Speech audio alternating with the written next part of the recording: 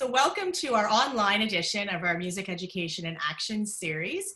My name is Jennifer Lang, and I am an assistant professor in music education at the University of Saskatchewan, where I conduct choirs and I teach some pedagogy and methods courses in choral music.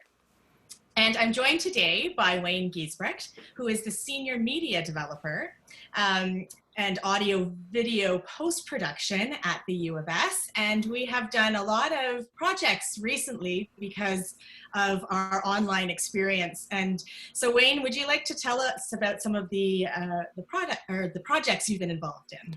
Oh, sure. Yeah. So the interesting thing about the COVID-19 situation as it unfolded was it actually increased the amount of opportunities for myself and my team to do some work with the music department and a lot of other people on campus. One of them being, of course, the Greystone Singers One Voice video that we produced, and prior to that, another smaller piece that involved fewer singers. So we got to sort of stretch our boundaries a bit as far as what we were able to do, and the good thing about that is you're always learning new things as you go along. So that's one of them. I mean, especially in these COVID times. Other productions have continued fairly uninterrupted, but with some adaptation. Great. Well, it's been such a treat to work with you because you have really helped us to transition into this remote delivery and online experience, which of course caught us all off guard.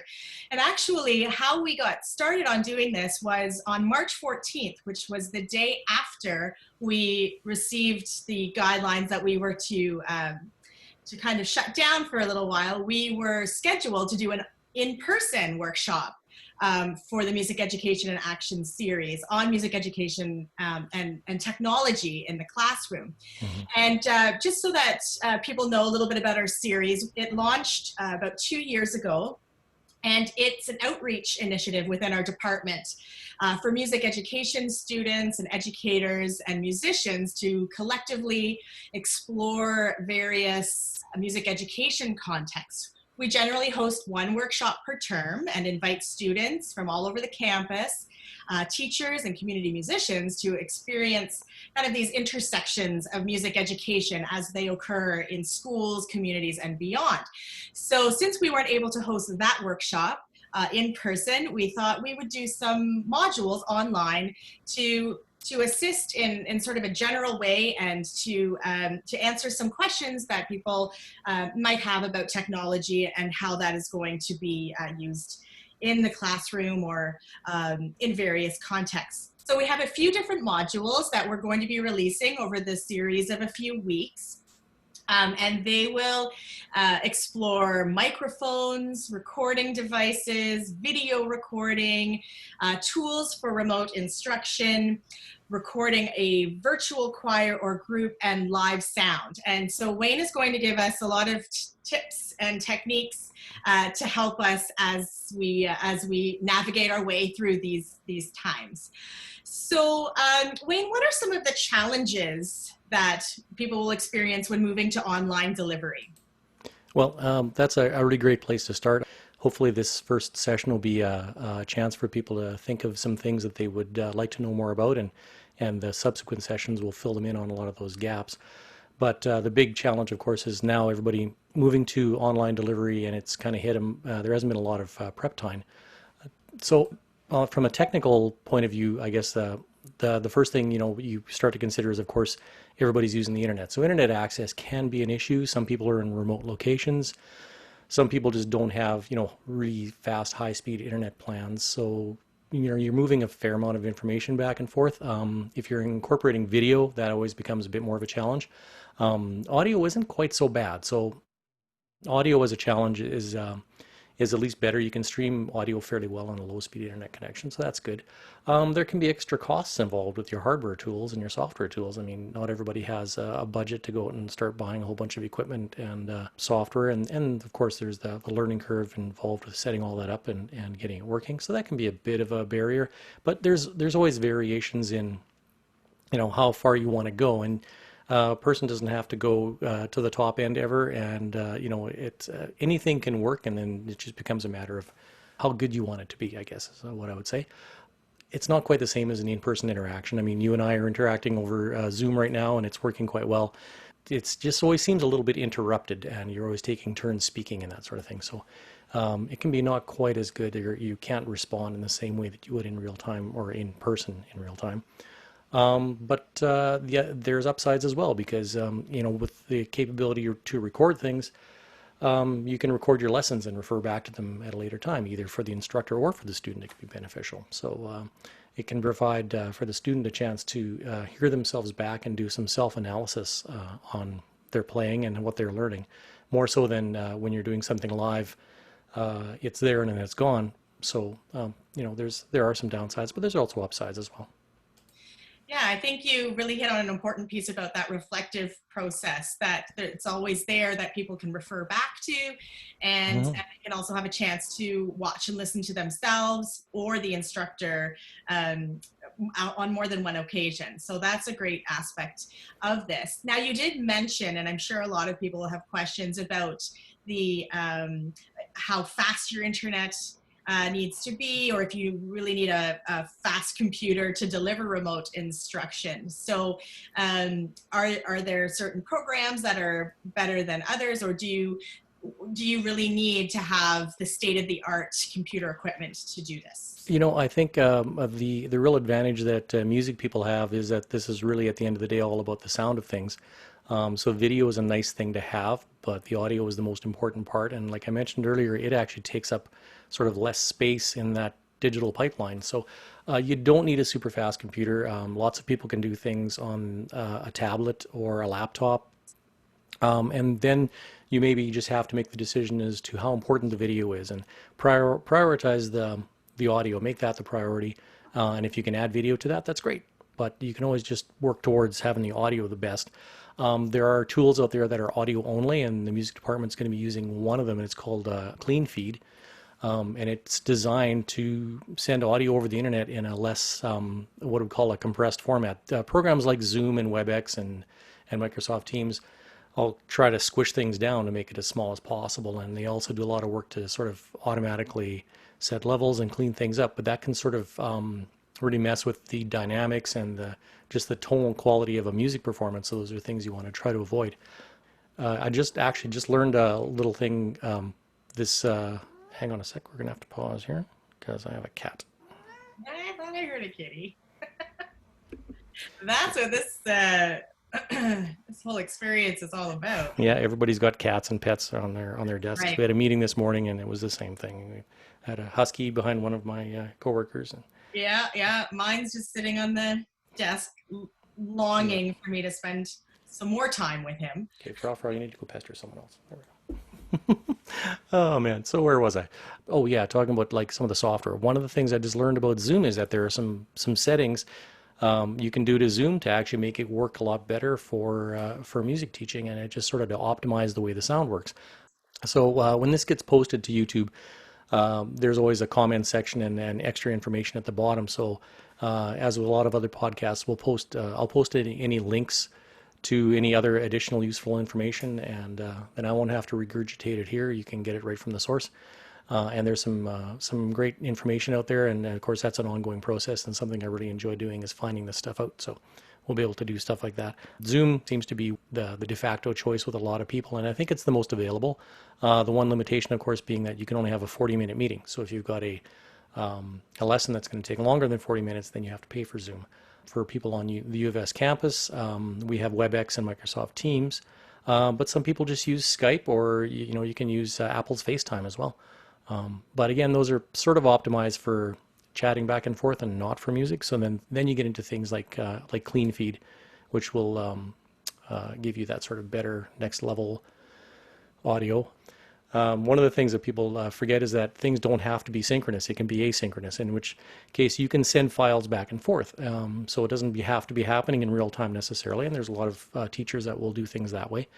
And that can alleviate a lot of the problems with quality and bandwidth, because then you can prepare something that is of a better quality, both at the students' end and at the instructor's end. So And so what I noticed that, there have been a lot of developments, and there are a lot of webinars and a lot of information sessions as people try to explore all of the different programs and the best platforms for delivering this. Mhm.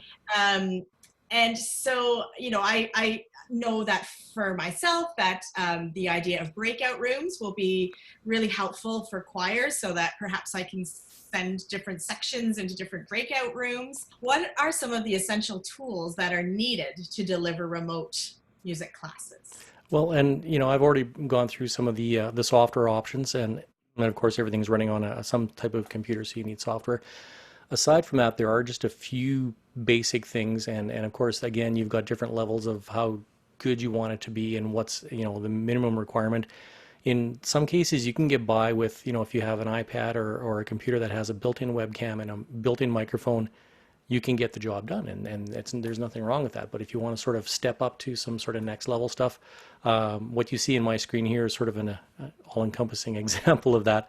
I've got in front of me one of the new kids on the block as far as microphones goes. It's called a Rode NT Mini, I believe, USB. It's a great little microphone. It sells for about $140. So if a person has a few dollars to spend, that's a real step up. And it doesn't have to be, you can get less expensive versions of this type of microphone and they'll still do a good job. The idea of being able to just plug in an external microphone is really kind of that next way of getting better sound. Headphones are a really good idea too. I think instead of relying on your computer speakers, if depending on the software you're using, you could have feedback issues if you're using the speakers and the microphone in the same room. So they really give you a good way to properly listen without causing any kind of interference. So those two items are probably your next step up. And one thing you'll notice here too is I'm using an extra, like a regular mic stand to mount this mic onto. Whether I was performing or speaking, I'm closer to the microphone. If you just have one of the mics that has a tabletop mount, which this one also comes with, the mic is further away. The sound isn't maybe quite as good depending on the mic. Some mics you need to get a lot closer. Some mics are better from a little further away. So those a mic stand is, lots of us have them around, and some of us will just have like a photographic tripod, and sometimes you can just set your microphone on that and use that as a way to get the mic just into a little bit better position. Yes, and I do want to sort of add in there that you're talking about these accessories, which are so vital. But I do know, based on us trying to order them, that a lot of stuff is on back order right now. So the sooner you can get your order in, the better chances you'll have it by September. So that's an important consideration as well. Yeah, it's hopefully as time moves along here, like the supply will start catching up with the demand, and but it doesn't take much more than a little quick search through Amazon to try and find some of this stuff, and it's just not there anymore. Like it used to be all over the place, and it's just not available. And that's where sometimes maybe local suppliers like your local music store are a nicer way to go. They can maybe try and find a source for you instead of you having to spend a lot of time trying to hunt something down and then maybe picking something that you think is good enough, but maybe it's not quite as good. Or in some cases, some online retailers will promise a delivery date and then it's 2 months after when they say it's going to arrive. So yeah, microphones and headphones are like the toilet paper and flour shortage that we had a few months ago, right? Everyone is vying to get these essential items for our teaching. So in speaking about, how programs are progressing, and they know that there's nothing really synchronous in terms of everybody singing or playing instruments and music together, although there are a few options. Like I'm hearing a lot about JamKazam and some of these platforms, but is there anything right now where musicians can play together online? And if so, how can they do that? well, and you mentioned JamKazam, and that's the one that if you did a search for this type of tool, it's probably the first one that's going to come up. And it's really funny because I think this company was probably going to be a dead company and just go away until all of this happened. And suddenly now the need for this type of thing has just increased in demand so much. So they're back in development. They hadn't really done anything with their software before or after 2016, I think it was. and now there's updates coming out, and they're getting better. And JamKazam is one of the ones I think probably the easiest to set up. Whenever you're doing something like this, there's always the factor of how difficult it's going to be to accomplish this and set that up. So I think theirs requires the least amount of messing around with your computer and software installations. You do have to do some.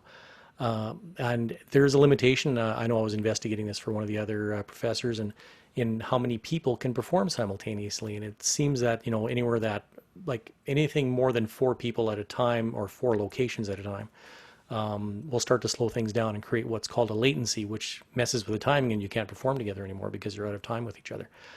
There's another program that was just came to my attention called Jacktrip, and it's an open source program, does very much the same as JamKazam, I believe. It looks like a little trickier to set up, but and I haven't had a chance to try it out yet, so that's one of my next little experiments, is to try running that. As I mentioned earlier, Zoom is being mentioned as a possibility, and I think probably for a one-on-one, it might actually work better, and there's some audio optimizations there if you go into the advanced settings just to make Zoom run a little better and keep the quality up, and things like Zoom tries to eliminate background noise and cancel echo and stuff, and you will actually want to turn that off because that really messes with the sound of the music. But it's a possibility as well. So there's a few out there. It's again a bit of messing around. It depends on how much the person wants to spend setting these things up, because if it does require an investment in time. Yes. Now, you mentioned background noise, and just in looking at the backgrounds of our screens, yours is quite decked out with a lot of equipment that I'm not sure that everybody has in their houses or whatnot. So, what is the ideal physical space to be in? Well, yeah, it's funny you mentioned my background, because I actually did a bit of staging before we did this today, because my wife has been giving me a hard time for all of my Zoom calls that have had various forms of clutter behind me. So I cleaned things up a little bit anyway, and that's my entire life behind me there, everything I'm interested in. Ideal spaces, you'll hear maybe when I'm speaking a little bit of an echo happening. The walls in this room aren't they're fairly smooth. For an acoustic environment, one of the things I mentioned is picking a time and a place that are quiet. Because, of course, if you're operating out of your house, there are going to be certain times of the day that are busier if you have family around or different activities happening. You have to sort of plan the schedule as well as the location of it. Rooms that have a lot of soft surfaces like carpets and curtains are a really great place to start. They sound really nice. Barring that, just rooms that have a lot of broken up surfaces. So that's where this cluttered room is really good, because there's so many things in here, and sound is sort of diffused and bounces around, and it makes it just a little less of a hollow sounding room. You had mentioned budgets and Zoom, and I know Zoom has a bunch of different levels of investment, some free, some that you have to pay for. So are there some free online apps or software platforms that people can access? And I imagine there are, and maybe some of the drawbacks to them or some advantages of them, or if people have a little bit of money or budget to spend, what should they be investing in right away? Well, I guess as far as like online communications goes, I should talk more about Cleanfeed, because that's one of the ones that the music department is going to be using moving forward. And it's a really interesting program because it is audio only. And so you would set that up and make that your priority. And it is free and gives you a fair bit of capability as a free program. But then again, you can also expand its capabilities if you just invest some money in it. I'm guessing it's a monthly or an annual fee you would pay for it. Cleanfeed is interesting because it really allows you to expand your recording capabilities and sort of record these interactions as they're happening, and be able to break them down. And you can record individual participants on their own separate tracks. So if you and I were doing something together, it would separate your audio feed from my audio feed and record them as separate tracks. And I believe one of the things you get when you pay for it is you can record more than 2 connections at a time. But I believe you can do even more with that, and you can do all sorts of things like mixing. Cleanfeed lets you live stream your performances or record them and distribute them later. So if people want to share stuff with their families or, share them after the fact or in real time with a large group, the paid version of Cleanfeed will give you that as well. So there's some really neat sort of features there. But again, it is audio only. But for musicians, that's the key element there, and video is secondary. That's right. Yeah.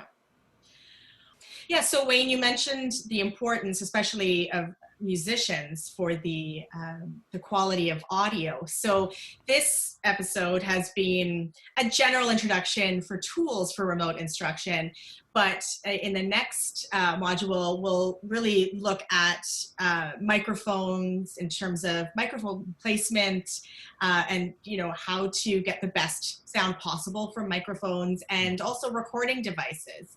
And in the meantime, if you have any questions for Wayne or myself that you would like addressed in the next few modules, please feel free to find us on the University of Saskatchewan website for our email addresses, and we'd be happy to address some of the questions that you have. So thank you very much, Wayne, for joining us. I know this was a great introduction into this world, For sure. and I look forward to the next several series where we continue to explore music education and technology.